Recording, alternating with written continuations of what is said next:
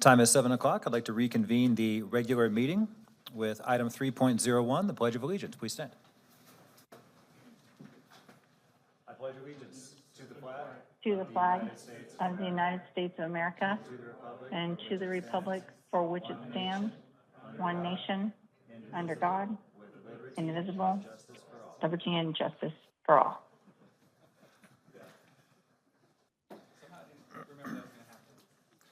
That was a lesson in the speed of sound. Item 3.02, approval of tonight's agenda. Do I have a motion? Motion to approve tonight's agenda. Do I have a second? Second. All those in favor? Aye. Aye. Motion carries. Item 4.01, approval and modification of minutes from the September 17th Governing Board meeting. Do I have a motion? Motion to approve the minutes from September 17th. Second. Second. All those in favor? Aye.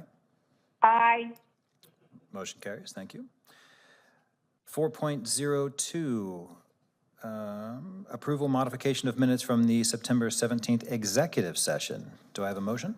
Motion to approve the minutes from the September 17th executive session. A second? Second. Thank you. All those in favor? Aye. Aye. Aye. Motion carries. Item 5.01, approval of consent agenda. Do I have a motion? Motion to approve tonight's consent agenda. Second? Second. All those in favor? Aye. Aye? Aye. Right. Motion carries. I'd like to thank Commercial Properties Incorporated for their $2,000 donation to Aguilar for school supplies. Thank you so much. That takes us to item 6.01, Celebrate Excellence. I'll turn it over to Superintendent Dr. Driscoll. Thank you so much. Good evening, Mr. Now in this role, Mr. Vice President, and members of the board. I have a few items to celebrate. Last week kicked off the official Spotlight campaign for the 2025-2026 school year. On Friday, the Spotlight Squad surprised our 23 winners for September, one representing each of our school and office sites. Winners of this monthly Spotlight Awards are nominated by their peers for embodying our mission, inspire excellence, every child, every adult, every day. Fourth graders from Holdeman, Frank, and Scales had the opportunity for a hands-on learning with a community partner. Representatives from Snyder Electric guided students through the process of building and testing their own solar-powered cars. Through the activity, students explored renewable energy, engineering design, and the mechanics of circuits. The SAVE Club, Students Against Violence Everywhere at Connolly Middle School, recently hosted the Start with Hello Week on campus, an annual national initiative to combat loneliness and promote belonging. Throughout the year, the club members also write thank you notes to trusted adults and send hellograms to classmates. And that concludes my Celebrate Excellence for this evening. Thank you, Dr. Driscoll. Item 7.01, presentation for the annual update on bond, capital override, and M&O override funds. I'd like to introduce Chief Financial Officer Eric Thompson to present this update. Mr. Thompson.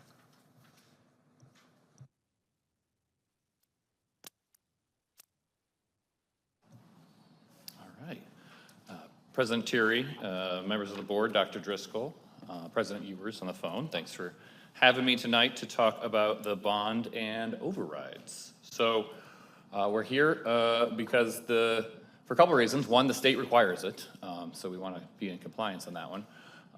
So anytime a school district has voter-approved funding, such as bonds and overrides, which we have, we're required to have a meeting to tell the public essentially how we are spending their money. And so we're here because it's required, but we're also here, I think, because it's good transparency to show the voters and the public, these are the dollars you gave us, this is what we did with it. So that is what this presentation is going to do. So we're going to start with bonds, and there's going to be really two bonds that we're going to talk about, the 2016 bond and then the 2022 bond. I might refer to the 2016 one as the old bond and the 2022 is the new bond, but we'll get into the details of that as we go through them. So the old bond, the 2016 one, was passed in 2016. And it was for 165 million. Most of that went to school rebuilds and renovations. We did that in 3 phases. Frank and Nevitt kind of were built simultaneously, opened at the same time. And then we moved on to Wood and McCamey, and then closed up with Mosley was our biggest build, our first middle school, the most expensive build that we had had to date at that time. So of that 165 million, we got about 4 million left. We've spent almost all of it. There's just a little bit for various projects throughout the district for critical maintenance, such as HVAC or roofing, those kind of things that we'll be working on for using those last bits. And so those dollars should be used up by the end of this year. So that it should all be gone. So here is kind of the recap of it. When we go out for a bond, we have to tell the voters how we're going to spend the money. So you can see on the right side there is the amount in the voter pamphlet. That's what we told the voters back in 2020. This is the category that we're going to use for the bonds. And we were pretty much right on that. You're allowed a 10% variance for the total bond, so 16.5 million in this one. But we're pretty much right on that. When we spend that last 4 million, most of that is going to come out of the construction and renovation. It's going to be really, really close to what we had said it would be. So we tell the voters how we're going to spend it. Here it is, and we spend it pretty much exactly how we said we would do it. So those dollars, or how we spent it, don't go nearly as far as they used to. So if you look at it, 45% inflation since 2020 on construction for Arizona schools. So if we're trying to build what we built then, we'd have to spend about $60 million more due to that 45% inflation. So I know when Dr. Driscoll's trying to build stuff, it's not just to get it, but it's because the price today is not going to be what the price is tomorrow. And so the sooner kind of you can build some things, the cheaper it'll probably be, because I don't see inflation. I don't see the cost of construction going down. So this is kind of an example of that, to really put some dollar figures to what that inflation means. You look at Mosley was 54 million. If we spent that today, it'd be around 80 million to build that same building. So just with the cost that has been going up. All right, so the other part, we tell the voters, all right, this is what we're going to spend it on in the pamphlet. We also give them an estimate of how much their taxes are going to be impacted. So for the bonds, we had that estimate about a low 1.3 for pretty much the life of it, and our estimate was wrong. Our estimate was actually too high, or the real taxes came in a good bit lower than that. So that is a good thing to be able to tell the voters. You can see the uptick right there at the end. That's actually due because we sold new bonds. So even with the first batch of the bonds sold for the new bond, it was still lower than the estimate for the old ones. Okay, moving on to the 2022 bond, the new one. So that was for 196.5 million. So far, we have sold 75 of that. The vast majority of that bond is going to go to the Curry-Conley build.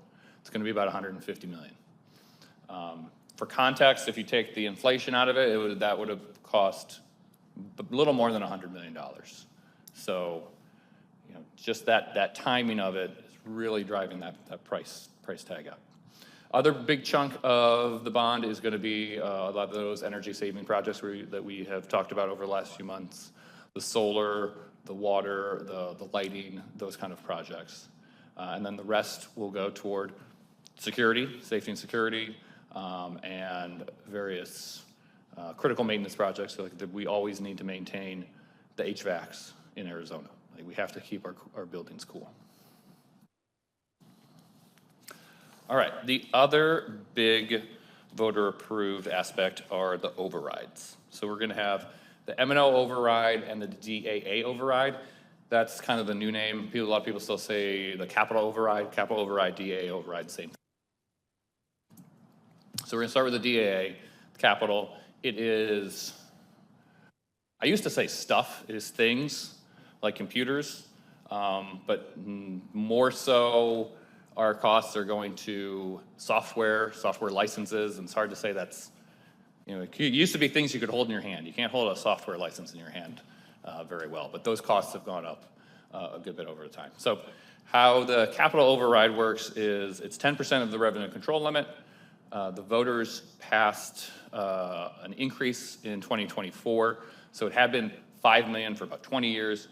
In November, it increased to 7 million. So this is the first year that we have the additional 2 million on that funding. So it is going to be 7 million for 7 years, 49 million total. Most of that is going straight into the school technology, school hardware, into the classroom. And then the other big chunk of it, I can't say it's going to go to schools, but it's going to go to the network. It's going to go to things that keep the schools running.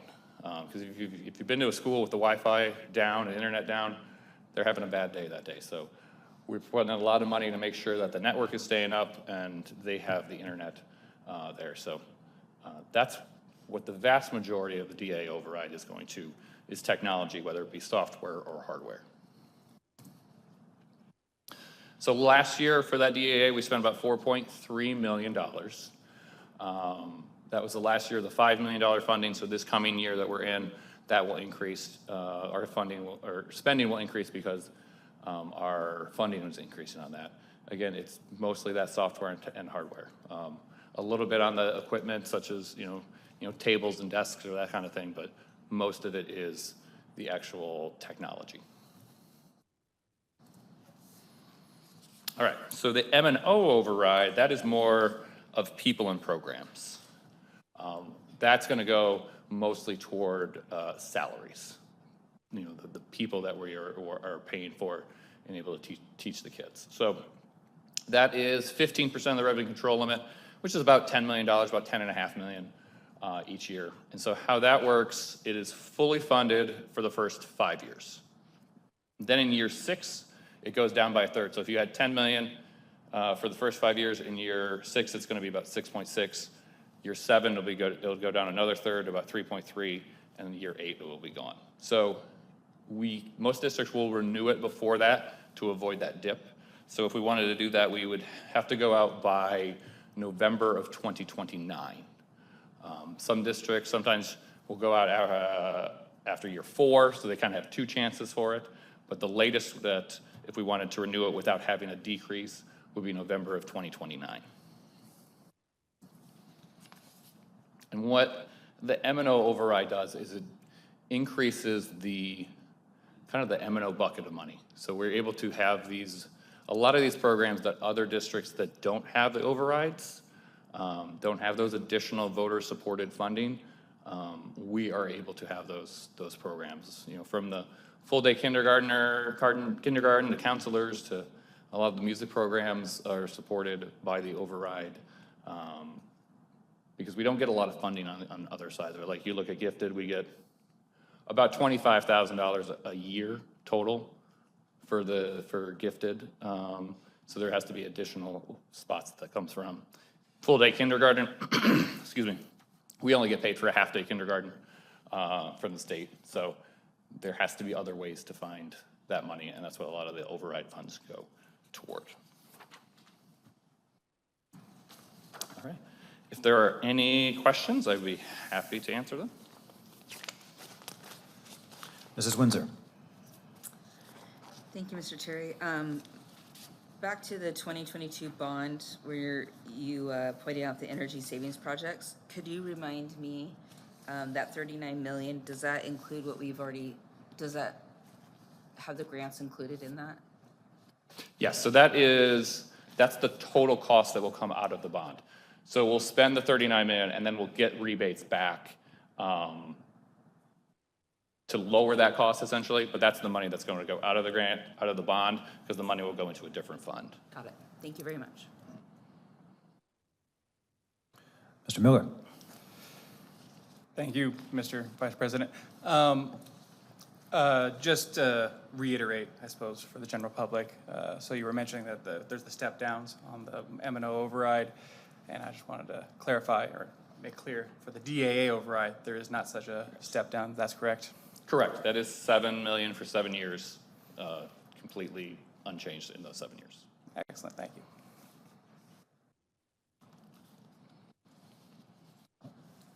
Nothing from Mr. Lemon. Mrs. Ewers. I'm good, Mr. Terry. I just want to thank you guys for this report. I know it can get very confusing for the community when you're looking at what is the difference between bonds and what is the difference between overrides, and the fact that we have to go out and get them. Eric, I do appreciate you letting the public know that there are times where districts will go out for bond and override a little bit earlier than when they need them, or a continuation on them. Thank you for clarifying that that's because if it doesn't pass, the programs that our parents and students need and really, really want, including many of the programs that make school even more interesting and bring these kids to school, will be cut. There is no state money, or if there is state money, it's very, very small. I'm glad that you mentioned that it's only $25,000 towards our accelerated programs. That's not per kid for gifted education. That is period. So I want to thank the community for, I've gotten some calls lately on this and what does it mean and where is the money going? I thank you for this transparent report that you've given, and we're happy to give it out anytime, I'm assuming. Mr. Thompson, is that correct? Yes, and we generally post this on the website. If you really are interested, you can go back and see many years of the same type of presentation for your viewing pleasure, if you really would like to. Great, and I do appreciate that we are on YouTube where it can be accessed on there. Also, I have gone back to a few of our previous reports and been able to forward those on and actually regroup myself on where that money's going and how we're spending it. I appreciate the transparency. I know it's not something that we just want to do, but it's required of us to do, which I think is fantastic. And I appreciate this report so that my friends, family, and our families know that we're doing everything we can, and we appreciate the community continuing to sponsor the programs that we know our families want. Thank you, Mr. Terry. Thank you. And I would just like to echo that sentiment that I do think it's a great thing that we have to be open and transparent about all this money that we spend. It's your money, it's not ours. So I'm definitely grateful to Mr. Thompson for putting this out here for us, and I appreciate all your hard work. Thank you. Thank you. Item 8.01, open call to the public. Do we have any blue cards? Nope, no blue cards this evening. Let's move on to measure 9. This is item 9.01. Discussion, consideration, and possible approval for Tempe Elementary School District Number 3 to enter into a mutual non-disclosure agreement with Arizona State University. Do I have a motion? Yes, I'd like to make a motion to approve the Tempe Elementary School District mutual non-disclosure agreement with ASU. Do I have a second? Second. Thank you. I'd like to open it for discussion. Mrs. Windsor. I appreciate the district administration engaging in these types of collaborative partnerships. From what I am understanding from the description is that this is to help undergraduate seniors to learn how to do data-driven decision-making. I can never say that. And while this isn't within the College of Education, is that correct? Yep. Can you explain more about the actual program? Yeah, so if you guys approve this, what you will allow, I would say for the non-education people in our audience, AKA Stephen, we have student teachers, and so what we'll be doing here is having the data science team, seniors do capstone projects utilizing our data, so we get the benefit for them doing the work, but they get the benefit for actually being able to manipulate the data and see all that. So it's a win-win, and it costs us nothing. And so I always like when we can have partnerships where students can get experience. One, we get to actually see them work and possibly have a good place to hire, recruit. But also the district gets a benefit and they get a benefit for doing it. So one of our employees used to be in that department at that school, and he reached out to say, hey, would you guys be interested? Because there's a lot of things in school districts that people don't realize that we do, like data. And so we're excited that this came to be. And so we're looking forward to see what the board says, and hopefully you guys say yes, and we'll continue with that partnership. Okay, now I'm even more excited about it. Especially, I like having people who are not within the world of education, looking at it in different ways and bringing their perspectives. So very excited for this.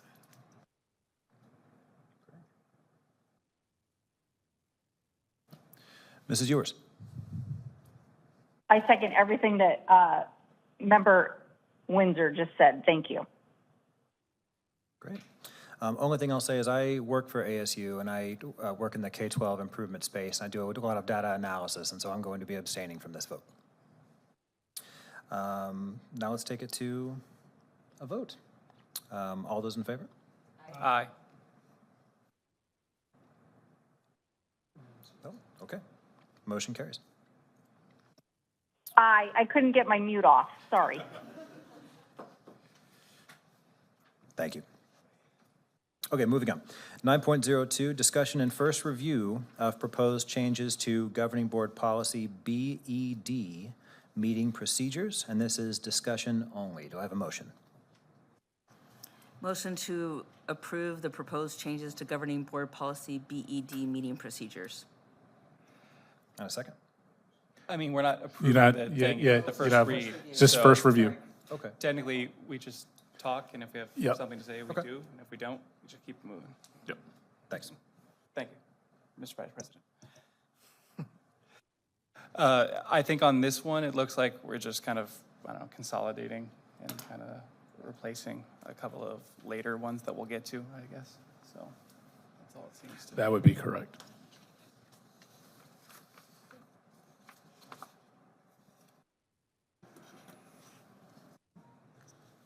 Mr. Vice President, I think our previous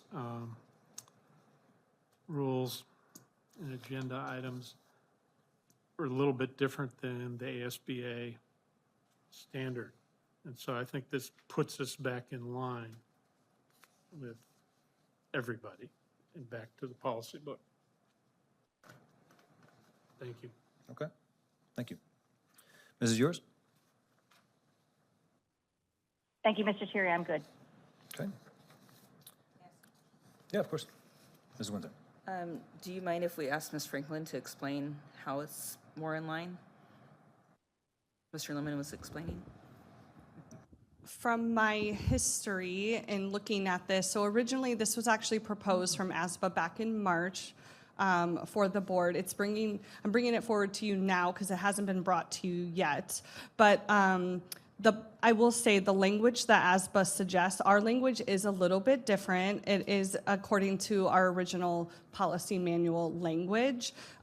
So it's not exactly ASBA's language. This is TD3's language combined into one policy. There is one slight change under voting methods, which I including an electronic roll call vote.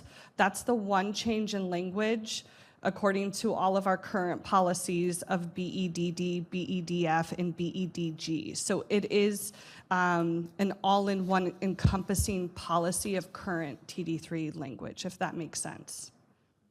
Yeah.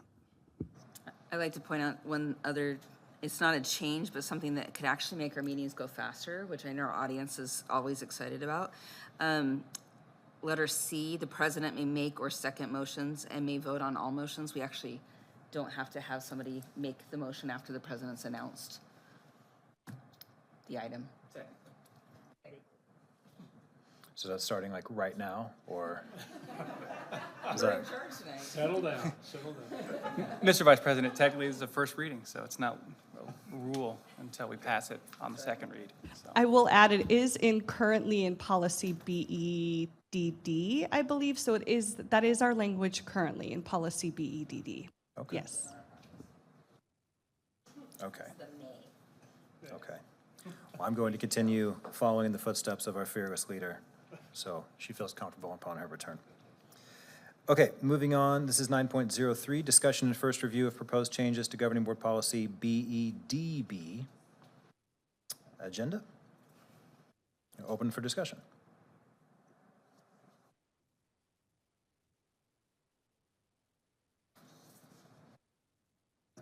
I'll chime in a little bit. So I believe in this one, if you go to page 2, there's a section where we talk about name a designated district contact person and provide a telephone number.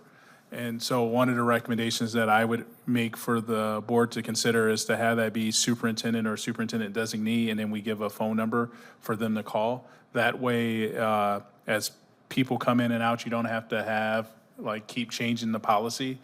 So that would be my recommendation when you guys go to vote next board meeting or a subsequent board meeting, that you look at that and say, do you want it to be superintendent or designee, or do you want it to be a particular person position? Because then we have to put that in the policy. So that's the only real change, is we have to identify who the person that people will call for this.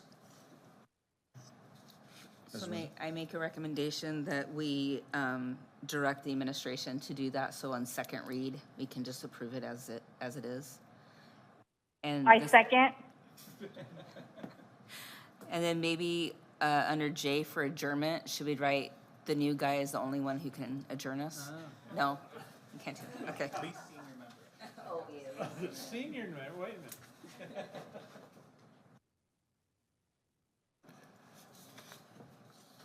That sounds fun. Any other discussion? Sorry, Mr. Windsor, I second what you just said, thank you. The new guy. All right, moving on to 9.04. This is discussion and first review of the proposed deletion of governing board policy BEDD. They all sound the same. Bravo, Echo, Delta, Delta, BEDD. And in this, what we're asking is in the 9.02, we added that BEDD to that. So when you see rules of order, that is the add. So you'll be deleting it here, but you added it in BED. So that's really the change. Great. Any discussion? Okay, moving on to 9.05, discussion and first review of the proposed deletion of governing board policy BEDF, voting method. And Dr. Driscoll, looks like this is similar. Yes, and so if you go back to BED, the voting method, BEDF is in there in blue underneath the rules of order. The second one is the voting method, which is this BEDF. So if you delete this, it's covered in the new BED. Great. Any discussion? Okay, moving on, 9.06, discussion and first review of the proposed deletion of governing board policy BEDG, and this is the same thing, it's being added elsewhere. Any discussion? Okay, thank you. And moving on to 9.07, discussion, consideration, and possible approval to give direction on voting on the bylaw change proposal from the Arizona School Boards Association. Do I have a motion? Motion to approve the direction on voting on the bylaw change proposal from the Arizona School Board Association. Second? Second. And I'll open it for discussion. Mr. Vice President, board members, I attended the Maricopa County district meeting, and this was one of the items that was discussed. They urged us to make a decision on this and then give one person the direction to vote so it could be done. In reviewing, going through, reading all the, I think we each got an email that went into detail, and I thought it made a lot of sense, and it cleaned up a lot of the haphazard, pieced together parts of the rules, bylaw rules. So I would urge us to agree to adopt this and vote that way.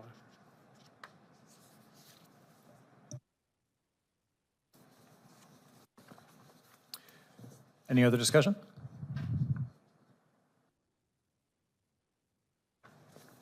All right. Well, then I'd like to go ahead and put this to a vote. Item 9.07. All those in favor, say aye. Aye. Aye. Motion carries. Mr. Vice President, I'd make a motion that our, Ms. Franklin cast our vote for our our district. All those in favor, say aye. Aye. Aye. Aye. Okay, my job's done. Thank you very much. Moving on to item 10.01, the Student Activity Report for June 2025. Do we have any questions or comments?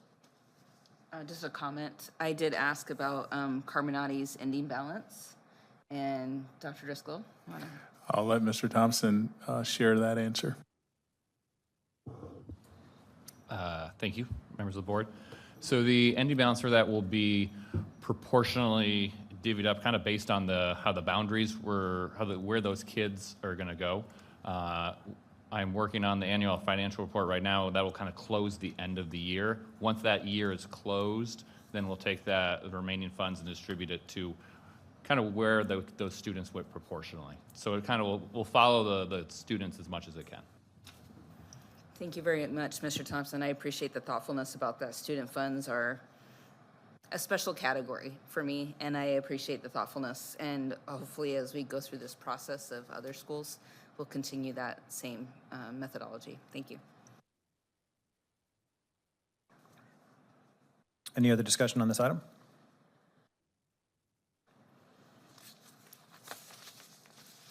Moving on to 11.01, board information.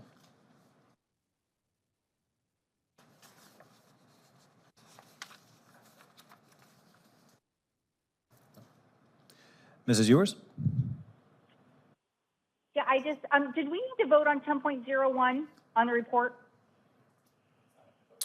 No, it says, no? it says no vote on that one. Okay, just want to make sure. So I just want to thank everyone for last week for juggling school and parent-teacher conferences. And I know it's long days for staff and especially for the cleaning crews at all of our schools. I think they clean and then they clean and then they clean again. So I want them to be recognized because these long days, they have longer hours also. Thank you to the teachers for spending time with our families. And thank you for all those parents who came and learned more about how their children are doing. And I hope they got their questions answered. Also, Mr. Cheery, I'd like to thank you tonight for holding down the fort there. Why, unfortunately, I'm here in Texas for a celebration of life. So I appreciate you jumping in, and you did a great job tonight. Thank you. Thank you very much for that. I appreciate it. I'd also like to thank our guests that we have in the audience. I didn't want to say anything, but I have never done this before. It's my first time leading this meeting. So if any of you were thinking, this guy doesn't seem like he knows what he's doing, yeah, there were some things I was kind of playing it by ear. So I appreciate that. Thank you all for being here. We appreciate you. Okay, 12.01, announcements and upcoming events. Fall break began on Monday, September 29th, and it will go through Friday, October 10th. All schools will be closed. There will be an agenda committee meeting on Wednesday, October 8th at 11 a.m.